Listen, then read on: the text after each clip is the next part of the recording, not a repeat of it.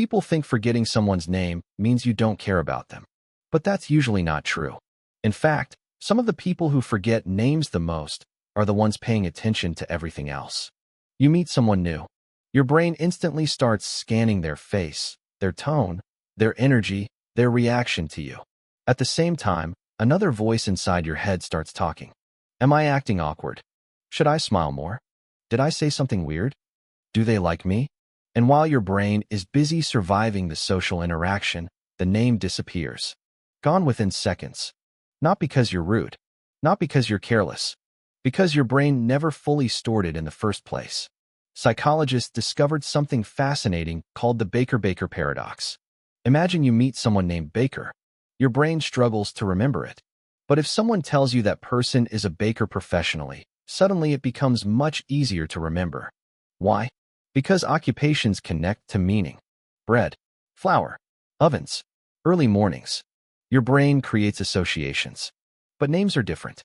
Names are random sounds with almost no emotional meaning attached to them. And your brain naturally prioritizes things that feel emotionally important. That's why you might forget someone's name, but still remember the exact way they laughed, or the story they told you about their childhood, or the feeling you had while talking to them. Your memory is emotional before it is logical. And for many people, anxiety makes this even worse. There's a psychological phenomenon called the next-in-line effect. Researchers discovered that when people are waiting for their turn to speak, they remember less of what the other person just said. Because internally, they're rehearsing, overthinking, preparing, editing themselves in real time. And socially anxious people live in that mental state constantly. While someone says, "Hey, I'm Daniel," your brain is busy thinking. Don't be awkward. Maintain eye contact. Say something normal. The name enters your ears, but never fully reaches memory.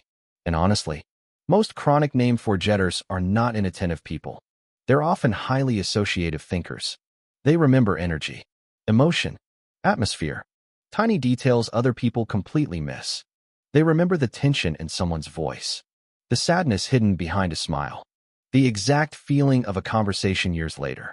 But labels, names, those often get lost because their brain focuses on meaning instead of categories.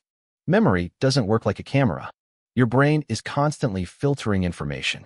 It keeps what feels important emotionally and deletes what feels irrelevant. That's why embarrassment gets remembered, pain gets remembered, emotion gets remembered. But a random name spoken during social pressure? Sometimes your brain simply lets it go. And strangely, the people who feel the most guilty about forgetting names are usually the people who care deeply about social connection. They overanalyze everything afterward. They replay conversations in their head. They worry they hurt someone's feelings. But forgetting a name does not mean you failed to notice. Sometimes it means your brain was too overwhelmed noticing everything else. Of course, there are ways to improve this. Repeating someone's name immediately helps. Connecting it to an image helps. Attaching it to a memory helps. Because you're manually creating the emotional connection your brain needs in order to store it. But the shame? The idea that forgetting names makes you cold or selfish. That part needs to go. Because the truth is, you probably remember the parts of people that matter far more. Their energy, their emotions, their stories, the human parts. And honestly, that was always more important than the name anyway.